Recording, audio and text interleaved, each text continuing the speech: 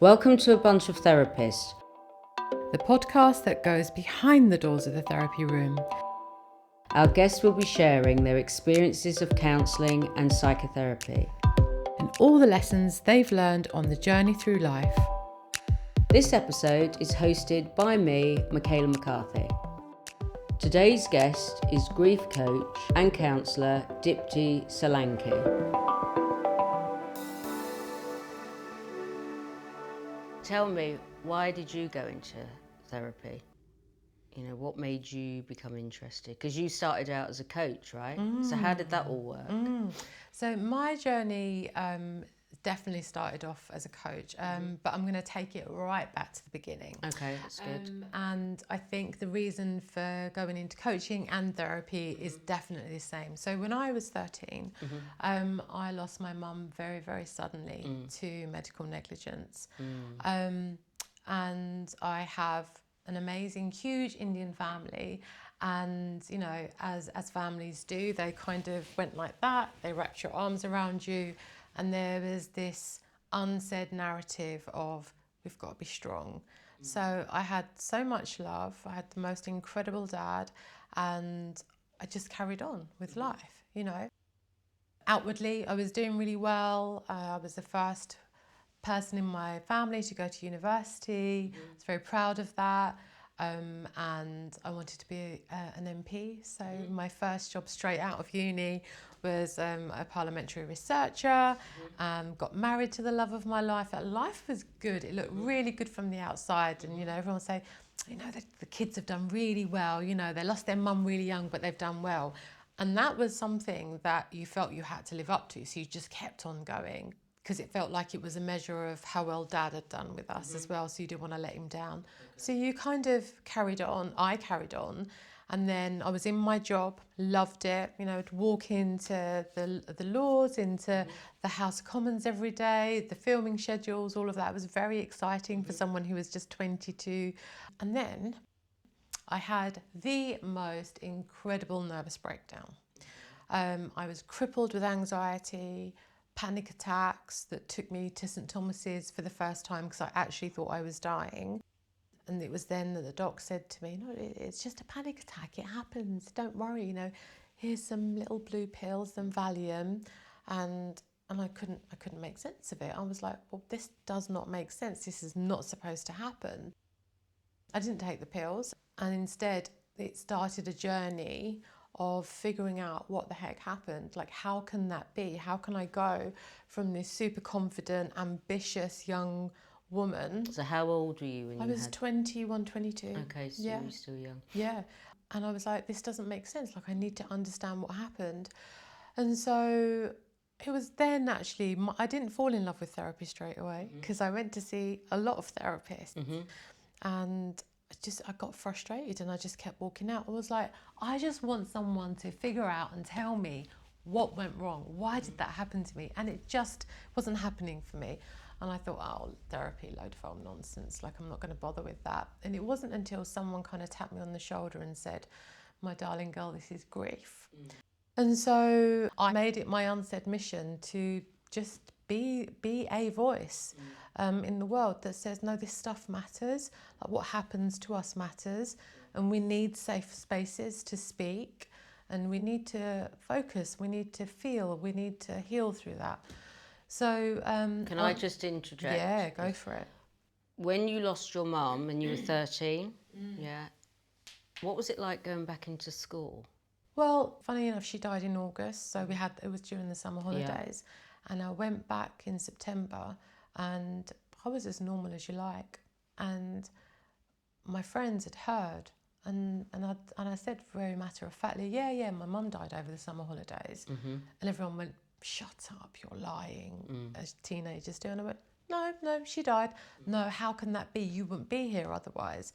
And I think there was a sense of disconnect for other people looking at me, because I wasn't presenting like someone whose mum had just died.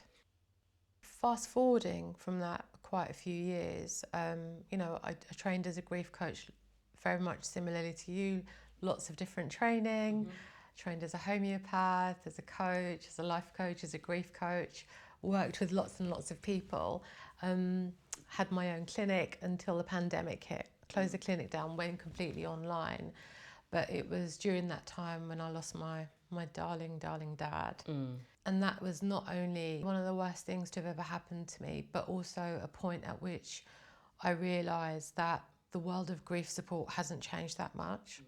And when I needed that support, there wasn't the right support for me. I went to a lot of therapists, and I realised there's a huge gap of the right support and also culturally competent support, actually, because, you know... Say more about that. Yeah, absolutely. So during the pandemic especially, there was a disproportionate amount of Black and, you know, BAME populations that died.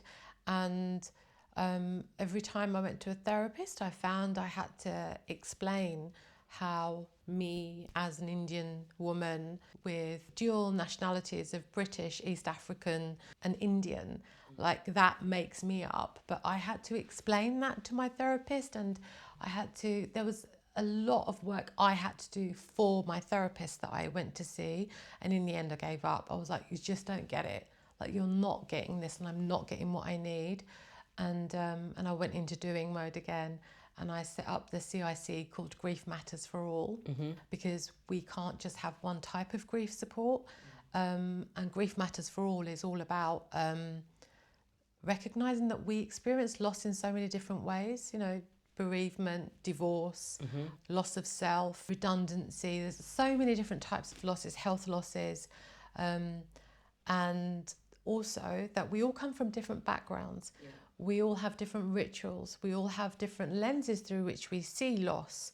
And our therapists and those people who support us, it's incumbent upon them to educate themselves about that if they're going to step into that arena to support other people.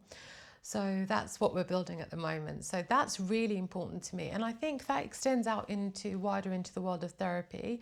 I think especially living in the beautiful melting pot of London that we live in, like, I think we have an extra responsibility to be educated like that.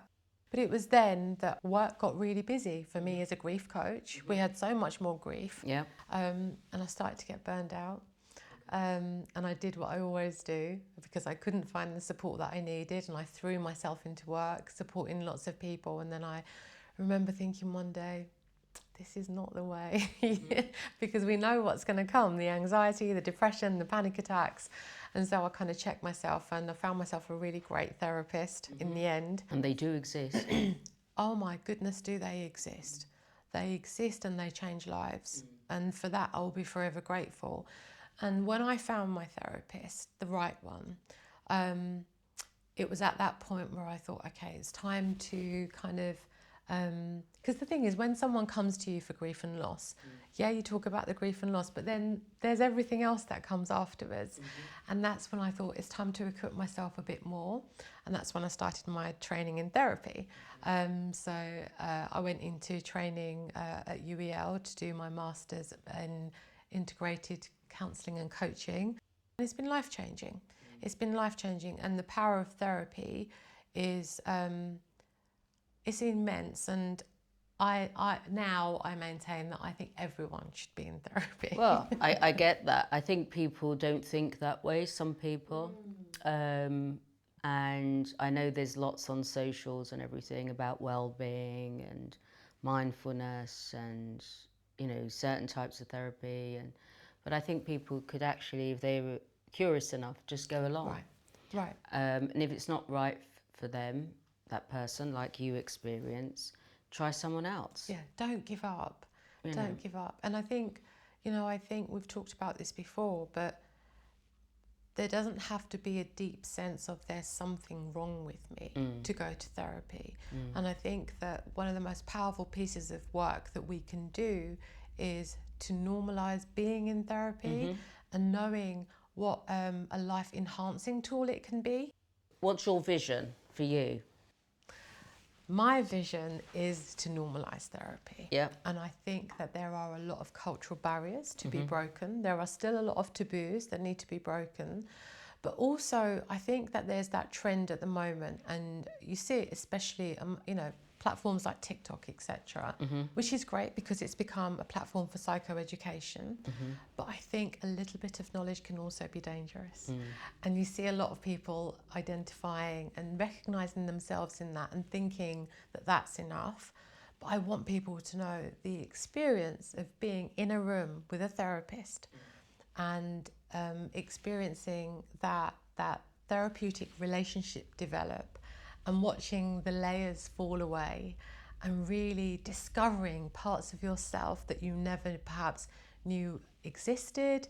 You perhaps were always too frightened to even delve into because you kind of knew it was there somewhere. But to have someone walk alongside you on that journey is a truly life-shifting experience. I mean, I thought it was quite magical sometimes. Agree. So tell me, doing counselling and coaching together, how do you think you will work with those two? Because there's a difference, isn't there, with coaching versus therapy? There's a huge difference, and I'm really grateful for my training because I'm being trained in the personal consultancy model, and so that is a whole framework where we have authentic listening, where we're really being with the client, and then we're doing the rebalancing, and then we come, and only when the client is ready to move on more into the coaching phase, only then do you take a client there. Okay.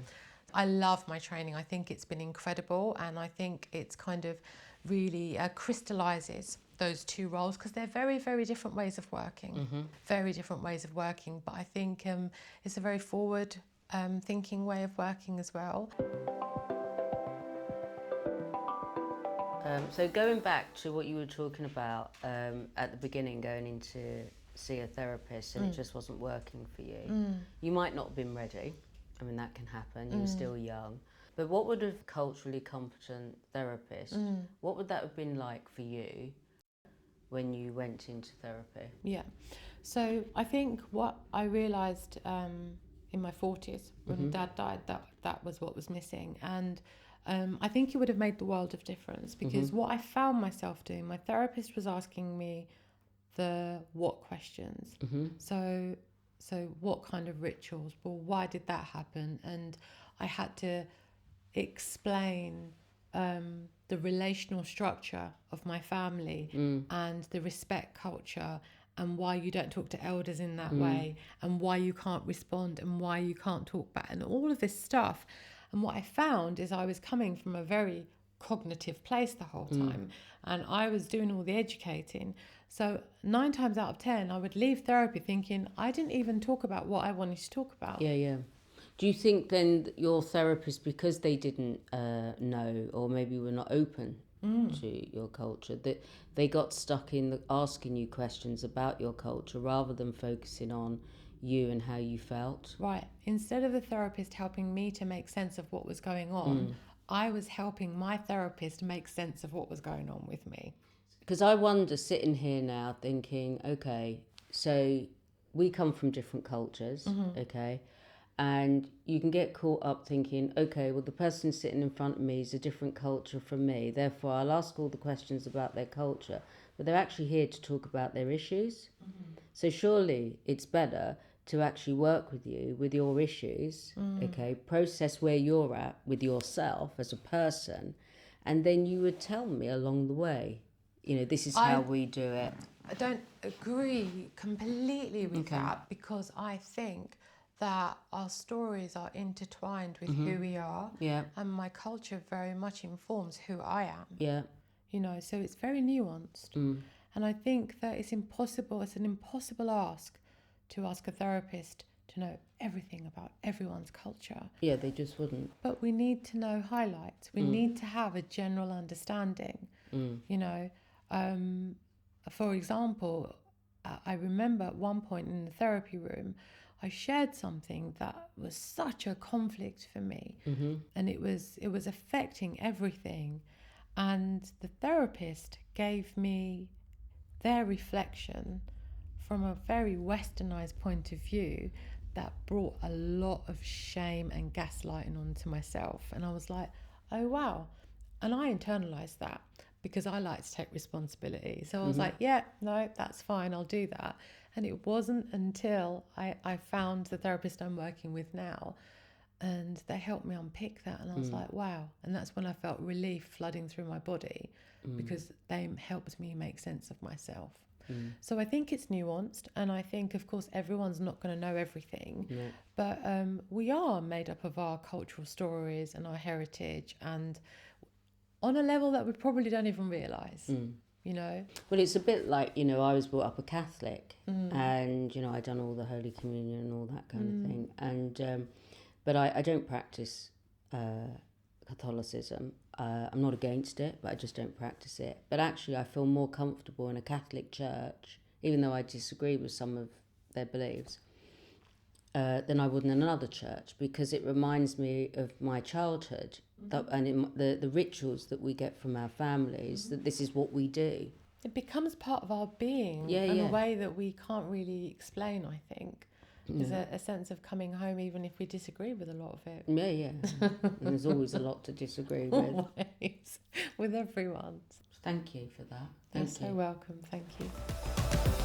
You've been listening to A Bunch of Therapists with Michaela McCarthy and Dipti Solanki.